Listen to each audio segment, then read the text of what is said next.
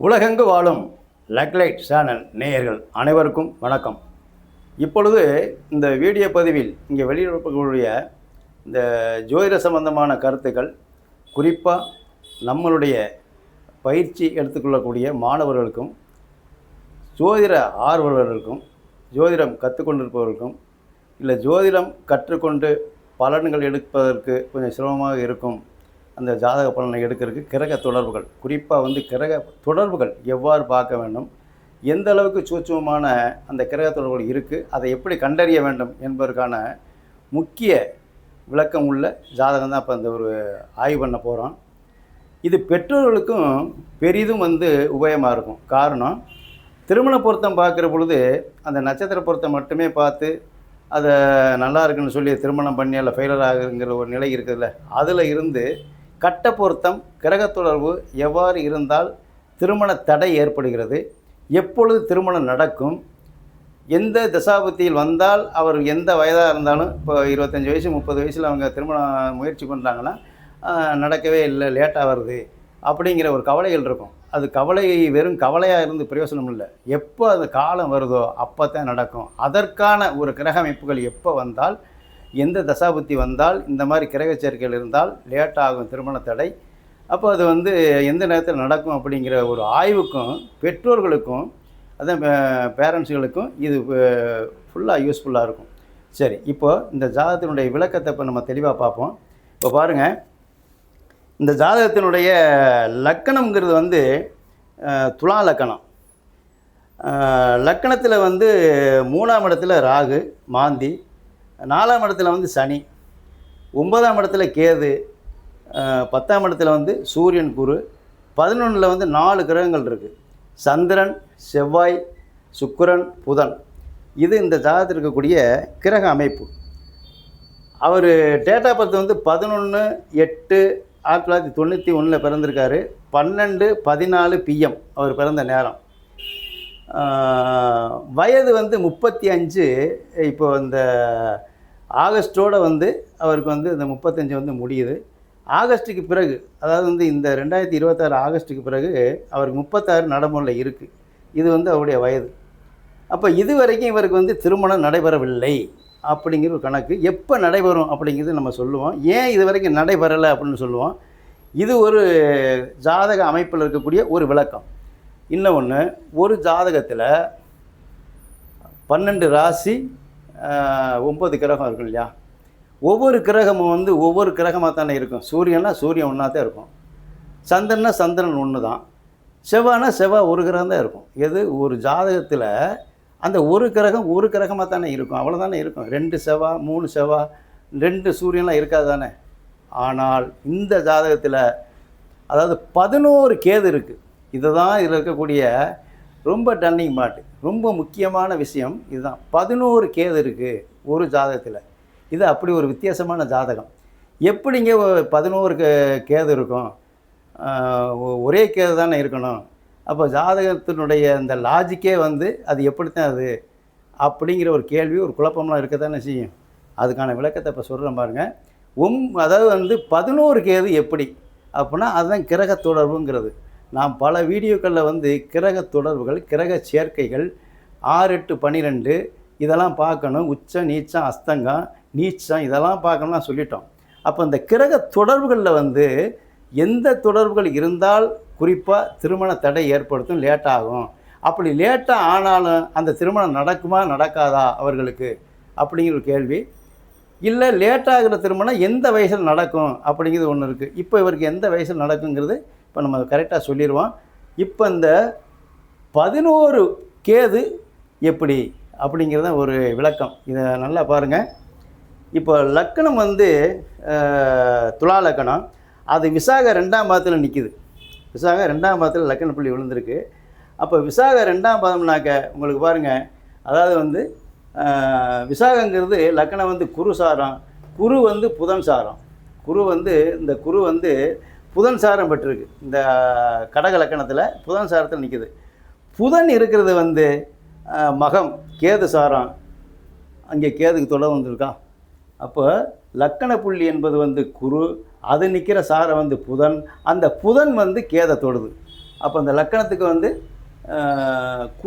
புதன் மூலமாக அந்த குரு மூலமாக இங்கே கேது தொடர்பு வந்துருச்சு. அப்போ கேது இங்கே ஒரு கேது வந்துருச்சா? சரி. இப்போ அதுக்கு அடுத்து பாருங்கள், கிரக ரீதியாகவே சொல்கிறேன் கரெக்டாக வரிசையாக. ஃபஸ்ட்டு வந்து சூரியன் எடுத்துக்கிடுவோம். இந்த சூரியன் வந்து இப்போ இதே கடகத்தில் இருக்குது. அது இருக்கிறது புதன் சாரம். அந்த புதன் வந்து கேது சாரம். இந்த பாருங்க, புதன் வந்து மக நட்சத்திரம், அது கேது சாரம் வந்துருச்சா? அப்போ இந்த சூரியன் வந்து புதன் மூலமாக கேதுவை தொடுது. 2வது கேது வந்துட்டது. சரி, அடுத்து சந்திரன். இந்த சந்திரன் வந்து டைரெக்டாகவே இங்கே மக நட்சத்திரத்தில் நிற்கிது. அந்த சந்திரன் டைரெக்டாக வந்து மகத்தின் மூலமாக கேதை தொட்டுட்டது. அப்போ லக்கணத்துலேருந்து 3 வந்து 3 கேது வந்துட்டது. இப்படியே வந்து வந்துக்கிட்டே இருக்கும். நீங்கள் பாருங்கள். அதுக்கு சந்திரனுக்கு அடுத்து செவ்வாய். இப்போ இந்த செவ்வாய் இருக்கிறது வந்து இப்போ பாருங்கள், இங்கே லக்கணத்தில் வந்து செவ்வாய் வந்து எதில் ஜாதகத்தில் எங்கே இருக்குது? செவ்வாய் வந்து இதில் இருக்குது. எது இந்த லக்கணத்துக்கு 12ஆம் இடத்துல. அது பூரம் சுக்கிரன் சாரம் பெற்றிருக்கு. செவ்வாய் வந்து சுக்கிரன் சாரம். அந்த சுக்கிரன் டைரெக்டாக வந்து கேது சாரம். சுக்கிரன் வந்து மகத்தில் நிற்குதா? மகம்ங்கிறது கேதா? அப்போ அந்த செவ்வாயும் வந்து கேதுக்கு தொடர்பு வந்துருச்சா? புதன் அடுத்து, செவ்வாய்க்கு அடுத்து புதன். அந்த புதன் வந்து டைரெக்டாகவே வந்து அந்த மக நட்சத்திரத்தில் நிற்கிது. கேது சாரத்தில் டைரெக்டாக புதன் வந்து கேதை தொட்டுறது. அடுத்து குரு. இந்த குரு வந்து 3, 6 குரு. இந்த லக்கணத்துக்கு 3, 6 குரு. அது புதன் மூலமாக கேதை தொட்டுறது. நம்ம முதல்ல சொல்லிட்டோம், அந்த குரு வந்து புதன் சாரம் பெற்றிருக்கு. புதன் வந்து கேதை தொட்டுருச்சுன்ட்டு. அதுக்கடுத்து லக்னாதிபதியும் 8ஆம் அதிபதியும் சுக்கிரன் தான். இந்த லக்னாதிபதியும் 8ஆம் அதிபதியும் சுக்கிரன் தான். அந்த சுக்கிரன் வந்து மக நட்சத்திரம், அது ஆட்டோமேட்டிக்காக வந்து கேது சாரம் பெற்றுச்சா? அதுக்கடுத்து சனிங்கி 4, 5 குடை கிரகம். இந்த லக்கணத்துக்கு 4, 5 குடை கிரகம் சனி. அந்த சனிங்கிறது வந்து சூரியன் சாரம் பெற்றிருக்கு. இப்போ சனி வந்து நீங்கள் பாருங்கள், இங்கே நிற்கிது உத்திராட நட்சத்திரத்தில். அது சூரியன் சாரம் பெற்றிருக்கு. சூரியன் வந்து புதன் சாரம். சூரியன் வந்து புதன் சாரம். புதன் வந்து கேதை தொட்டுருச்சு. அப்போ சனி வந்து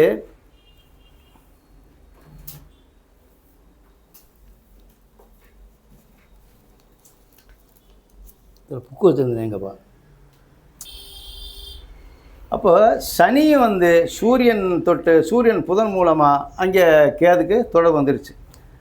இப்போ கிரகத்தில் வந்து இந்த 7 கிரகங்களுக்கு வந்து வீடுகள் இருக்குது. அதாவது வந்து நல்லா கவனிங்க, சூரியன் வந்து 11 கிரகம், சந்திரன் வந்து 10 கிரகம், செவ்வாய் வந்து 2 7 கிரகம். அதான் இந்த போட்டிருக்கேன். அதே மாதிரி புதன் வந்து 9 12 கிரகம். குரு வந்து லக்கணத்துக்கு 3 6 கிரகம். சுக்கிரன் வந்து 1 8 கிரகம். லக்கணாதிபதி 8ஆம் அதிபதி அவனே. சனி வந்து 4 5 கிரகம். அப்போ அந்த 7 கிரகத்துக்கு வீடு இருக்குது. அந்த வீடு ஆதிபத்தியம் போட்டாச்சு இதில். இப்போ ராகு கேதுக்கு வீடு கிடையாது. ராகு எங்கே இருக்கோ நம்ம அந்த நட்சத்திரத்தை வச்சு நம்ம பார்க்கணும். இப்போ அந்த ராகு வந்து பாருங்கள், இப்போ ராகு வந்து இதில் தனுசில் இருக்குது.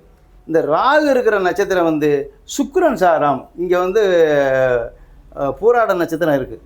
இந்த பூராட நட்சத்திரத்தில் இந்த ராகு இருக்குது.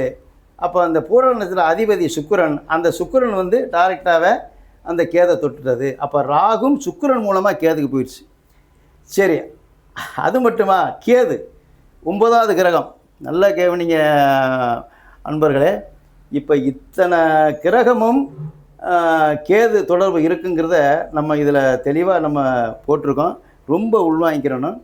அப்போது இந்த கேதுவும் பாருங்கள், கேது இருக்கிறது இங்கே வந்து அதாவது வந்து மிதுனத்தில் இருக்குது இல்லையா? அப்போ மிதுனத்தில் எந்த சாரத்தில் இருக்குன்னா குரு சாரத்தில் இருக்குது. கேது குரு சாரத்தில் இருக்குது. குரு வந்து புதன் சாரத்தில் இருக்குது. புதன் மூலமாக கேதை தொடுது. அப்போ இது கேது குருவை தொட்டு, குரு புதன் மூலமாக மறுபடியும் கேதும் கேதை தொடுது.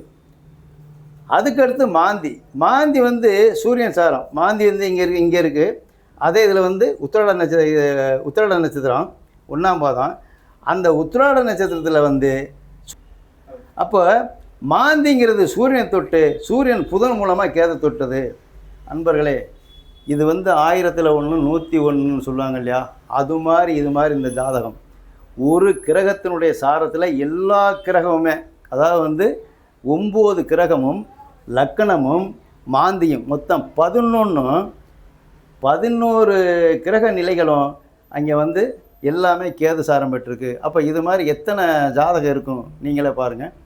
ஏதாவது ஒன்று இருந்தால் தான் சரி. இது மாதிரி எல்லாத்துலேயுமே இருக்கும். 7 புதன் இருக்குது, இதே மாதிரி 9 சூரியன் இருக்குது. அப்படிலாம் என்ன 9 கிரகமும் வந்து அந்த சூரியன் சாரத்தில் இங்கே தொடர்பு இருக்கும் ஏதாவது மூலமாக. அதுதான் அந்த தொடர்புங்கிறது, கிரக தொடர்புங்கிறது. அப்போ இந்த 9 கிரகமும் லக்கணமும் மாந்தியும் 11மே அங்கே கேதுக்கு அந்த தொடர்பு வந்துருச்சு. சரி, இதனால் என்ன இந்த ஜாதகருக்கு வந்து இத்தனை கிரகங்கள் லக்கணம் முதற்கொண்டு மாந்தி முதற்கொண்டு கேதுக்கு தொடர்பு பண்ணுறது என்ன தான் நடக்கும் அப்படின்னா, பொதுவாக பாருங்கள், இது ஒரு முக்கியமான அது. இப்போ ஏற்கனவே வந்து திருமண தடை சொல்கிறோம், சுக்கிரன் கெட்டு போனால் 7ஆம் அதிபதி கெட்டு போனாக்க லேட்டாக நடக்கும், இல்லைனாக்கா இங்கே தாரதோஷம் ஏற்படலாம் சொல்கிறோமே. முக்கிய குறிப்பு பாருங்கள், காலவருஷ தத்துவங்கிற மேசத்துக்கு 2ஆம் இடத்துல கேது இருந்தாலோ, இல்லை 2ஆம் அதிபதி சுக்கிரன் கேது சாரம் பெற்றிருந்தாலோ, அல்லது ராசி எங்கேயோ இருக்குன்னு வைங்களேன். இப்போ இங்கே இது கூட ராசி, இந்த ராசிக்கு 2ஆம் இடத்துல வந்து கேது இருந்தாலோ, இல்லை இந்த 2ஆம் அதிபதி புதன் கேது சாரம் பெற்றிருந்தாலோ, நல்லா கவனிக்கணும். காலவருஷ தத்துவமான மேசத்துக்கு 2ஆம் அதிபதி இல்லை 2ஆம் இடத்தில் இருக்கக்கூடிய கிரகம் ராசி உங்களுக்கு எதுவும் இருக்கலாம். உங்களுக்கு இப்போ இது வந்து உதாரணத்துக்கு வந்து நமக்கு வந்து இப்போ சிம்ம ராசி வந்திருக்கு. அப்போ இந்த ராசிக்கு வந்து 2ஆம் அதிபதி புதன் அது கேது சாரம் பெற்றாலோ, இல்லை 2ஆம் இடத்துல கேது இருந்தாலோ, உங்களுடைய லக்கணம் எதுவாக இருக்கலாம். இப்போ இது வந்து துலா லக்கணம் வைங்களேன்.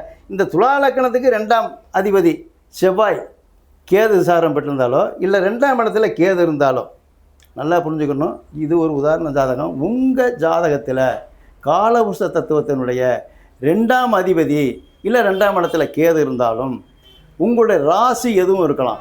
அந்த ராசிக்கு 2ஆம் இடத்துல கேது இருந்தாலும், அந்த 2ஆம் அதிபதி கேது சாரம் பெற்றிருந்தாலும், அல்லது உங்களுடைய லக்கணம் எதுவும் இருக்கலாம். அந்த லக்கணத்துக்கு 2ஆம் அதிபதி 2ஆம் இடத்தில் கேது இருந்தாலும் கண்டிப்பாக வந்து திருமணம் நடக்கிறதுக்கு கிட்டத்தட்ட 36லேருந்து 42 வயசு ஆகும். சில பேருக்கு வந்து அந்த சுக்கிரன் கெட்டு 2ஆம் அதிபதி கெட்டு அதாவது வந்து நீசமாகி அஸ்தமாகி கெட்டு போனால் கல்யாணமே நடக்காது.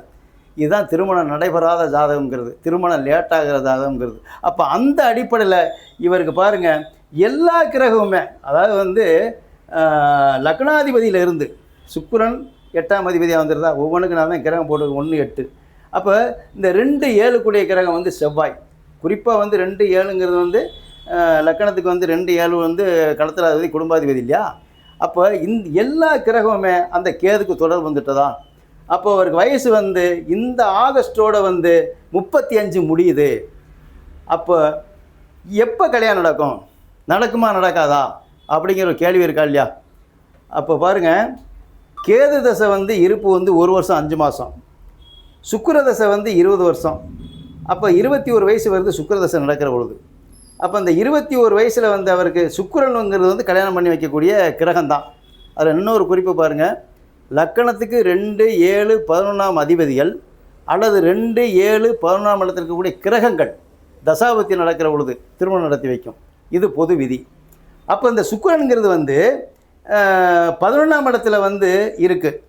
அப்போ திருமணம் பண்ணி வைக்கணும். எப்போ 21 வயசில்.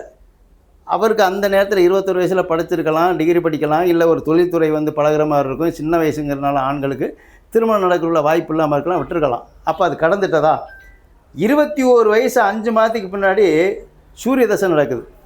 சூரியனுங்கிறது உங்களுக்கு 10ஆம் இடத்துல இருக்குது. அவன் பாதகாதிபதி. சூரியன் லக்கணத்துக்கு பாதகாதிபதி, அது 10ஆம் இடத்துல இருக்குது. கண்டிப்பாக அந்த 6 வருஷம் நடத்தி வைக்காது.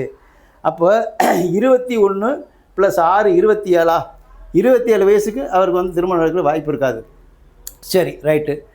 அப்போ 27 வயதுக்கு பிறகு இவருக்கு வந்து நார்மலாக வந்து ஒரு கல்யாண வயது வந்துட்டது, பையனுக்கு கல்யாணம் திருமண முயற்சி பண்ணுவாங்கள்ல. அப்போ அதுக்கடுத்து வந்து சந்திர தசை வருது, அது ஒரு 10 வருஷம். அப்போ 27 10 37 இந்த சந்திர தசை முடிகிறது 37. இப்போ அவருக்கு வந்து 35 முடிஞ்சு 36 ஸ்டார்ட் ஆக போகுது. இந்த ஆகஸ்ட்டுக்கு பிறகு ஸ்டார்ட் ஆக போகுது. அப்போ இந்த சந்திர திசையில் சுக்கிர புத்தி வர்ற பொழுது திருமணம் நடக்கும். இது உறுதியாக சொல்லலாம். அந்த சுக்கிர புத்திலையும் எப்போ நடக்கும், சந்திர திசையில் சுக்கிர புத்தி வந்து 1 வருஷம் 8 மாதம் இல்லையா. அப்போ 1 வருஷம் 8 மாதத்துலையும் குறிப்பாக எப்போ நடக்கும் அப்படின்னு ஒரு கேள்வி இருக்குல்ல. அப்போ சந்திர திசையில் வந்து சுக்கிர புத்தி வந்து எப்போ ஸ்டார்ட் ஆகுதுனாக்க இந்த 13 11 2026 வரக்கூடிய நவம்பருக்கு மேலே 13ஆம் தேதிக்கு மேலே சுக்கிர புத்தி ஸ்டார்ட் ஆகுது. அது வந்து 14/7/2028 வரைக்கும் இருக்குது. 1 வருஷம் 8 மாதம். அப்போ அந்த 1 வருஷம் 8 மாதத்தில் குறிப்பாக எப்போ நடக்கும், இதை சொல்ல முடியுமா அப்படின்னு கேட்பாங்கல்ல. கேட்டிருக்காங்க. நான் அப்புறம் வர்றேன். இந்த ஜாதகம் வந்து என்கிட்ட வந்து கிட்டத்தட்ட 2 வருஷத்துக்கு முன்னாடி வந்த ஜாதகம். நான் சில விஷயங்களை சொல்லியிருக்கேன், அதை கடைசியாக சொல்கிறேன். அப்போ இந்த 2026 நவம்பர்லேருந்து 14/7/2027 கல்யாணம் முடியணும்னு ஒன்று இருக்குது. அந்த 1 வருஷம் 8 மாதத்தில் எப்போ முடியும் குறிப்பானா, இப்போ இதில் ஒன்று பாருங்கள். நான் ஏற்கனவே ஒன்று சொல்லியிருக்கிறேன். 2, 7, 11ஆம் அதிபதிகள் திருமணம் நடத்தி வைக்கும். இல்லை அதில் நிற்கக்கூடிய கிரகங்கள் 2, 7, 11 இருக்கக்கூடிய கிரகங்கள் திருமணம் நடத்தி வைக்கும்னு சொல்லியிருக்கிறேன். அது மட்டும் போதுமான இன்னொரு லாஜிக் இருக்குது. இந்த 3 கிரகத்தில் ஏதாவது ஒன்று தசா புத்தி அந்தரம் நடக்கிறதுல 9ஆம் இடத்துக்கு வந்து 9ஆம் அதிபதிக்கு வந்து தொடர்பு இருக்கணும். அப்போ இதில் 9ஆம் அதிபதி யார்? புதன். அப்போ அந்த புதனுக்கு அப்போது தொடர்பு இருக்கணும். எது? இந்த சுக்கிர புத்தி நடக்கிற பொழுது அந்த புதன் அந்தரம் வரணும். அப்படி தானே? அப்போ புதன் அந்தரத்தில் சுக்கிர புத்தியில் புதன் அந்தரத்தில் திருமணம் நடக்கணும்னு சொல்லிடலாம். இப்போ இந்த சுக்கிர புத்தியில் புதன் அந்தரம் இந்த 2028 ஜூலைக்குள்ளே எப்போ வரும்னா கடைசி நேரத்தில் வரும். 2028 மார்ச்சில் வரும்.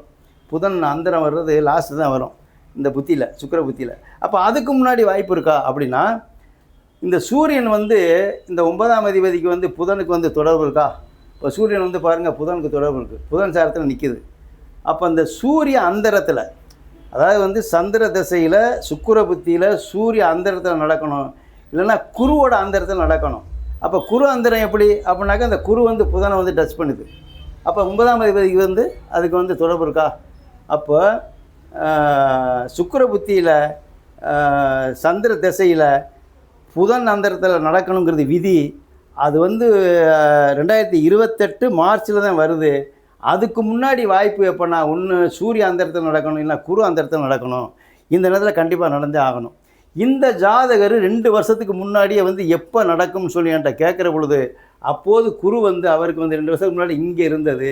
அப்போ ராசிக்கு வந்து 2.5 வருஷம் ஆகி போச்சு. இந்த ராசிக்கு இங்கே இருக்கிற பொழுது அவங்க முயற்சி பண்ணாங்க. ஆனால் குருபலம் இருக்கிற பொழுது நடக்கும்னு எத்தனை ஜோதிடர் சொன்னாங்க, எத்தனையோ பொண்ணை பார்த்தாங்க, எத்தனையோ பொண்ணை பார்த்தாச்சு, நடக்கலை. நானும் கூட சொன்னேன் ஒரு ஆறுதலுக்கு, இந்த கணக்கெல்லாம் போட்டு அன்னைக்கே இதே மாதிரி ரெக்கார்டை போட்டு அவங்களுக்கு அனுப்பிச்சிருக்கலாம்.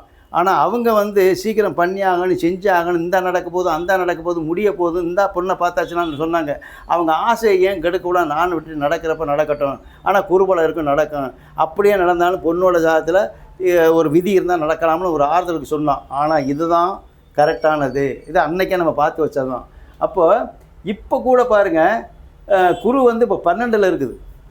இப்போ இவருக்கு குருபலம் இல்லை, 12 தான் இருக்குது. அப்போ இந்த காலகட்டத்தில் அவர் நடக்கிறதுலாம் வாய்ப்பு இல்லை. இவருக்கு இந்த நவம்பருக்கு பின்னாடி கண்டிப்பாக 2028 அந்த ஜூலைக்கு முன்னாடி சந்திர திசையில் சுக்கிர புத்தியில் நடக்கிறதுக்கு வாய்ப்பு அதிகமாக இருக்குது. இவருக்கு திருமணம் நடந்தே ஆகும் அப்படிங்கலாம் இருக்கக்கூடிய விதி. அன்பர்களே, இதில் நல்ல 1க்கு 4 தடவை நீங்கள் மறுபடியும் ஸ்கிப் பண்ணாமல், அதாவது முழுவதும் கேட்டு நல்லா தெரிஞ்சுக்காங்க. இது வந்து ஜோதிடர்களுக்கு கண்டிப்பாக பலன் பார்க்குறவங்களுக்கும், ஜோதிட ஆர்வலர்களுக்கும், நம்மக்கிட்ட படிக்கக்கூடிய மாணவர்களுக்கும் இந்த ஜாதகத்தை, உதாரண ஜாதகத்தை பார்த்துக்காங்க. இந்த மாதிரி கிரக தொடர்புகள் எந்த அந்த கேது, ராகு, செவ்வாய்களுக்கு, கெட்ட கிரகத்துக்கு நல்ல கிரகங்களுடைய தொடர்பு இருக்கான்னு பாருங்கள். அப்படி இருந்தால் அந்த காரகங்கள் கெடும். அதுதான் அந்த கிரக தொடர்பை பார்க்கணுங்கிறது. நன்றி, வணக்கம்.